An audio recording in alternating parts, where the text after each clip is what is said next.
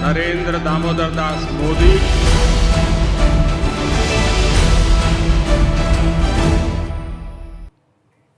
स्वागत है आपका एबीपी गंगा पर। मैं हूं आपके साथ आस्था कौशिक। मोदी सरकार 2.0 अपना एक साल पूरा कर रही है और 5+1 यानी पिछला टेन्योर और अब का समय मिला दिया जाए तो मोदी सरकार का ये सिक्सर है, यानी 6 साल पूरे होने जा रहे हैं।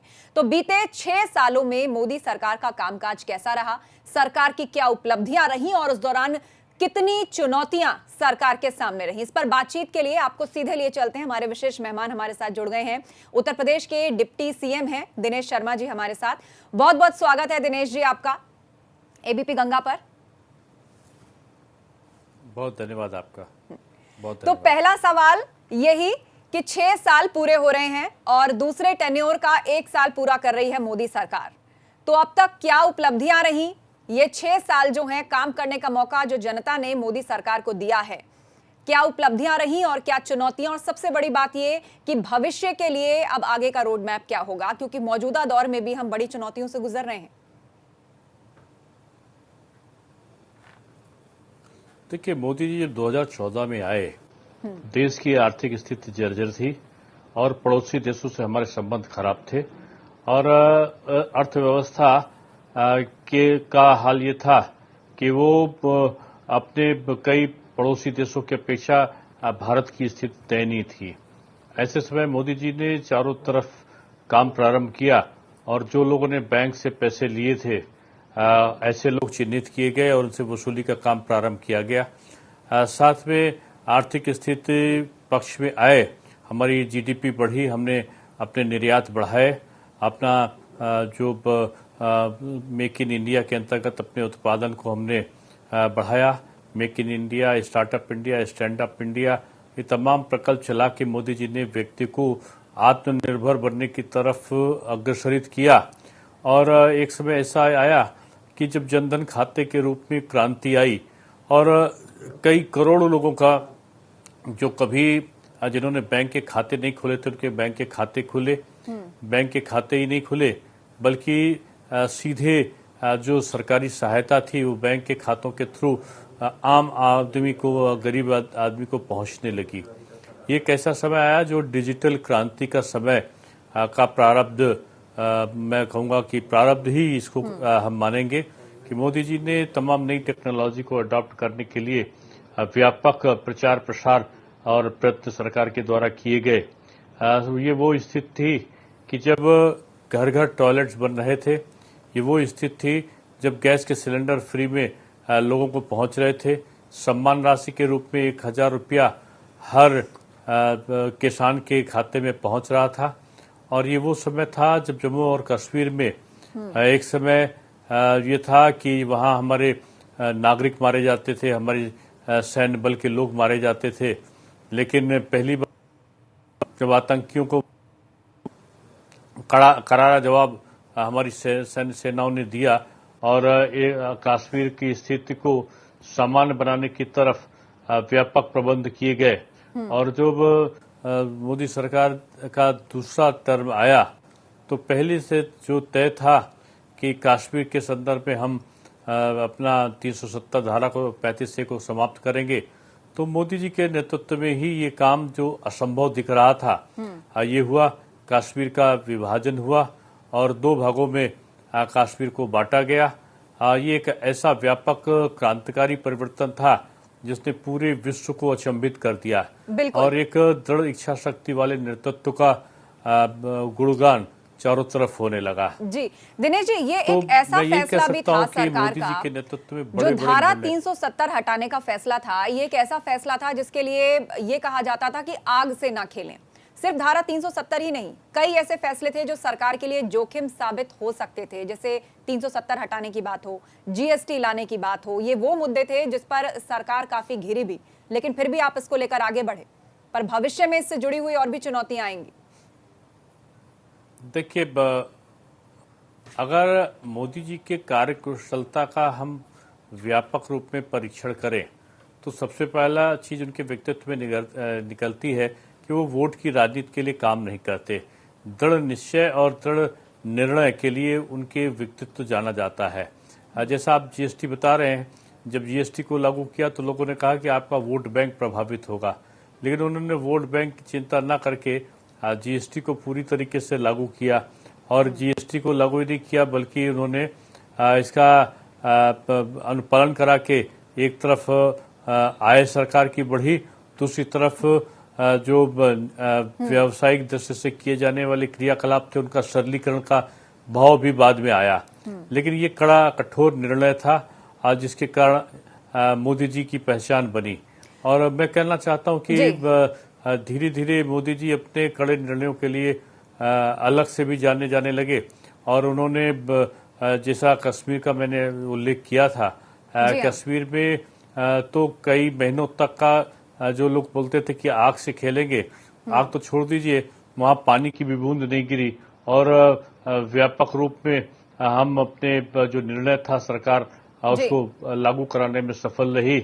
और वहां पे राष्ट्रपति शासन के दौरान तमाम असंभव चीजों को संभव बनाने का काम किया गया। बेशक ये वो फैसले रहे दिनेश जी। मैंने खास तौर पर जीएसटी का जिक्र यहाँ पर इसलिए भी किया क्योंकि जीएसटी जब लागू हुआ था तो तब भी बवाल हुआ था और कहा था जो खास तौर पर मध्यम उद्योग हैं या जो छोटे उद्योग हैं वो बर्बाद हो जाएंगे, मध्यम उद्योगों को ज्यादा नुकसान होगा। और मौजूदा समय में हम कोरोना काल में भी जी रहे हैं, देश 4 लॉकडाउन्स भी यहाँ पर देख रहा है, तो ऐसे में इंडस्ट्रीज को, उद्यमियों को काफी धक्का भी लगा है। उनका कहना था जीएसटी के चलते पहले ही हमें घाटा हुआ है और अब यहाँ बंदी के चक्कर में हम पूरी तरह से बर्बाद हो गए हैं। तो 4 लॉकडाउन हो चुके हैं, लॉकडाउन 4 भी अब खत्म होने जा रहा है। तो ऐसे में अब आगे के लिए सरकार की क्या तैयारियां हैं? राज्यों से सुझाव मांगे जा रहे हैं। उत्तर प्रदेश की बात करें तो उत्तर प्रदेश अभी कहां खड़ा है और क्या आप अब प्रधानमंत्री को कहना चाहेंगे? देखिए, ये बात सही है कि कोरोना का व्यापक संक्रमण तेजी के साथ में फैल रहा है और इससे कोई भी बचा नहीं है। उत्तर प्रदेश में जो हमारी सुरक्षा के उपाय किए गए हैं उससे एक ये आई है कि कोरोना को संक्रमित लोग आते हैं उनमें हमारा प्रतिशत बहुत अच्छा है, जो ठीक होकर जाने वाले लोगों का प्रतिशत भी बहुत अच्छा है और मृत्यु दर अपेक्षाकृत अन्य जगहों के अभी हमारी नियंत्रित है। तो ये एक संतोष की बात उत्तर प्रदेश में कह सकते हैं। योगी आदित्यनाथ जी ने जिस प्रकार से व्यवस्था करी है, एक खतरा उत्पन्न हो सकता था प्रवासी भारतीयों को यहाँ लाने का, लेकिन क्योंकि उसमें संक्रमण का एक खतरा लोग से चिंतित थे कि संक्रमण का खतरा बढ़ेगा, लेकिन हमारे प्रवासी श्रमिक बंधु यहाँ पर आए तो उनको उनका स्क्रीनिंग कराया गया, उनको सैनिटाइज कराया गया बसों को, उसके बाद उनको लाया गया, उनका उपचार किया गया, उनकी मेडिकल चेकअप के बाद उनकी स्केलिंग भी की गई कि कौन श्रमिक कहाँ पर काम कर सकता है। श्रमिकों को 1000 रुपया सरकार के द्वारा जो दिया जाने वाला वो था अनुदान था, उसको दिया गया। उसके साथ साथ बीमा भी उनका कराया गया। और कुल मिलाकर उत्तर प्रदेश में जो प्रवासी वापस आ रहे हैं उनको लेकर यूपी सरकार जो एक कदम आगे बढ़कर तैयारी कर रही है उसकी सब तरफ चर्चा भी हो रही है सर। लेकिन मेरा सवाल यहाँ पर ये कि लॉकडाउन के कारण 4 लॉकडाउन हो चुके हैं और चौथे लॉकडाउन में तो हमने देखा कि काफी चीजें खुली हुई हैं और केसेस बहुत तेजी से बढ़ रहे हैं। विपक्ष तो यहां तक आरोप लगा रहा है कि बिना प्लानिंग के ये सब कुछ हो रहा है। जब देश में 100 केसेस नहीं थे तब लॉकडाउन जो था वो कर दिया गया, लेकिन अब हम 1 लाख के करीब तक पहुंचने जा रहे हैं तो अब धीरे धीरे छूटें मिल रही हैं। तो उस तरह के भी सवाल विरोधी उठा रहे हैं। देखिए, विरोधी और जिनको आप विपक्ष कह रहे हैं, मैं समझता हूं परिपक्वता का परिचय उन्होंने दिया है। उनको संक्रमण काल में जब आपदा का समय हो तो सरकार के सहयोग में और सरकार के पक्ष में खड़े होना चाहिए था। सरकार कठिन परिश्रम कर रही है। आप देखें कि मुख्यमंत्री अपने पिताश्री के क्रीमेशन तक में न जाके यहाँ के लोगों को संतोष मिल सके, उनका कार्य हो सके, उसके लिए वो यहाँ पर कोरोना से जंग लड़ रहे थे। लेकिन लोग जो है आलोचना के शब्दों में विभिन्न प्रकार के राजनीतिक खेल खेलने लगे। ये वो समय है कि जब विपक्ष को अपने आपका अवलोकन करने की जरूरत है। विपक्ष के सारे आरोप बेबुनियाद हैं। सरकार अपना काम कर रही है। जब लॉकडाउन नहीं लगा तो उन्होंने कहा कि लॉकडाउन लगना चाहिए। जब लॉकडाउन लगाया तो उन्होंने कहा कि लॉकडाउन हटना चाहिए। जब लॉकडाउन को हम लोगों ने नॉर्मल करने की कोशिश की तो उन्होंने कहा कि लॉकडाउन को नॉर्मल क्यों किया। तो ये विपक्ष केवल विपक्ष विरोध के लिए हो ऐसा नहीं होना चाहिए। विपक्ष यहाँ पर विरोध जिस तरीके से विरोध की गति को अंजाम देता है, मैं समझता हूँ ये उचित नहीं है। संक्रमण काल में सब एक दूसरे का पूरक बनकर काम करें, ये विदेशों के तमाम देशों के उदाहरण हमारे देखने में सामने आए हैं। लेकिन हमारे यहाँ पर विपक्ष केवल अड़ंगेबाजी करने के लिए, शगुफा छोड़ने के लिए कार्य कर रहा है, वो उचित नहीं है।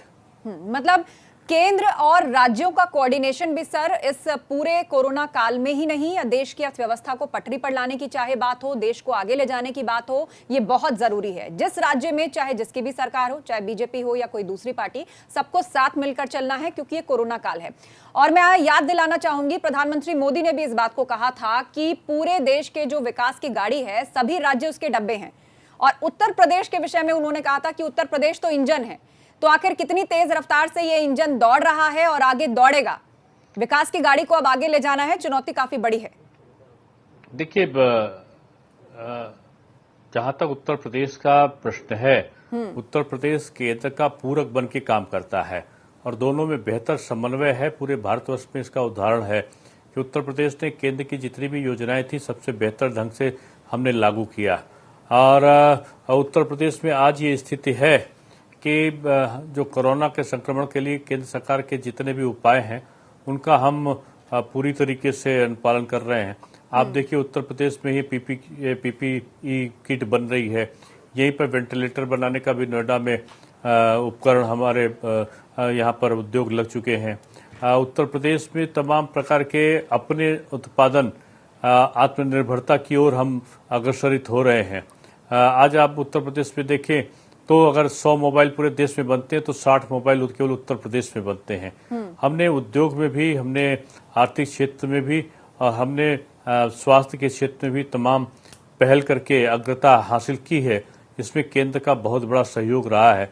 इसलिए हम कह सकते हैं कि केंद्र सरकार की जो बहुआयामी योजनाएं हैं, उनको अपनी योजनाओं के साथ साथ पूरा करने में उत्तर प्रदेश पूरी तरह सफल रहा है। प्रवासियों का मुद्दा सर इस वक्त बहुत बड़ा है और उत्तर प्रदेश के लिहाज से अगर मैं पूछूं तो करीब 1 करोड़ लोग ऐसे हैं जो दूसरे प्रदेशों में जाकर काम करते हैं। लाखों कामगार और श्रमिक यहां पर वापस आ चुके हैं। सुप्रीम कोर्ट हो या इलाहाबाद हाई कोर्ट बहुत सख्त है कि राज्य सरकारों की जिम्मेदारी है उनको पूरी फैसिलिटीज दे, खासतौर पर उनके रोजगार का इंतजाम करे। तो इस दिशा में उत्तर प्रदेश में क्या काम हो रहा है, क्योंकि एमएसएमई के तहत भी यहाँ पर उद्योगों को और बढ़ाने की रूपरेखा तैयार की जा रही है। तो ऐसे में इन मजदूरों के रोजगार और इनको भविष्य में एक सोशल सिक्योरिटी देने के लिए क्या काम हो रहा है इस वक्त? देखिए, उत्तर प्रदेश ने अग्रता हासिल की है। उत्तर प्रदेश में जो माननीय सुप्रीम कोर्ट ने निर्णय अब दिया है, उत्तर प्रदेश सरकार पहले से काम कर रही है। मैंने बताया कि जब कोई प्रवासी श्रमिक आता है, आपको जानकर ताज्जुब होगा कि 1200 के आसपास हमारी जो है ट्रेन यहाँ पर उत्तर प्रदेश में चल रही हैं। 27,000 बसें चल रही हैं। श्रमिकों को लाने का आज 27-28 लाख से ऊपर श्रमिक यहाँ पर आ चुके हैं। तो हम लोग आने के बाद उनका सैनिटाइज कराने के बाद उनकी स्क्रीनिंग कराते हैं, उनका स्केलिंग करा के कौन उद्योग में कौन महारत हासिल की उसमें हम उसको अलग अलग छांटते हैं। और उसका बीमा कराने के बाद में आप देखिए कि हमने उन श्रमिकों को भोजन भी दिया है, रहने का स्थान भी दिया है और उनको भोजन किट्स भी दिए हैं। 1,000 रुपए का अनुदान जो मिलता है वो भी दिया है। श्रमिकों को लाके कि क्वारंटाइन समय खत्म होने के बाद उनको रोजगार में कैसे लगाया जाए। तो हमने स्मॉल स्केल इंडस्ट्री में उनको कैसे समायोजित किया जा सकता है, 1 डिस्ट्रिक्ट 1 प्रोडक्ट में कैसे कर सकते हैं, मनरेगा के साथ में कैसे जुड़ा जा सकता है, निर्माण कार्यों के साथ में या रियल एस्टेट के साथ में, उनको रोजगार कहां पर और कैसे दिया जाए, इसको लेकर उत्तर प्रदेश के अंदर रूपरेखा तैयार हो रही है। सर, लेकिन एक बहुत छोटा सा सवाल यहाँ पर मेरा आपसे है कि अब तक कितने मजदूरों का रजिस्ट्रेशन हो चुका है, कितने उत्तर प्रदेश वापस आ चुके हैं, ये डाटा जानना बहुत जरूरी है। छोटा सा रिएक्शन आपसे। देखिए, 2-3 दिन पहले तक 4,75,000 का स्केलिंग हो चुका था। अब ये संख्या काफी आगे बढ़ चुकी होगी। लेटेस्ट मेरे पास में नहीं, लेकिन ये 2-3 दिन पहले तक 4,75,000 से ऊपर लोगों की स्केलिंग हो चुकी थी। जी, तो चलिए, लाखों मजदूरों की स्किलिंग की जा चुकी है, लाखों मजदूर उत्तर प्रदेश में वापस आ चुके हैं और सरकार अब उनको एमएसएमई, एआईआई और सीआईआई के तहत अहम करार करने जा रही है, उनको रोजगार देने की व्यवस्था उत्तर प्रदेश में की जा रही है। बहुत बहुत शुक्रिया सर एबीपी गंगा के साथ जुड़ने के लिए, चर्चा के लिए। मैं नरेंद्र दामोदर दास मोदी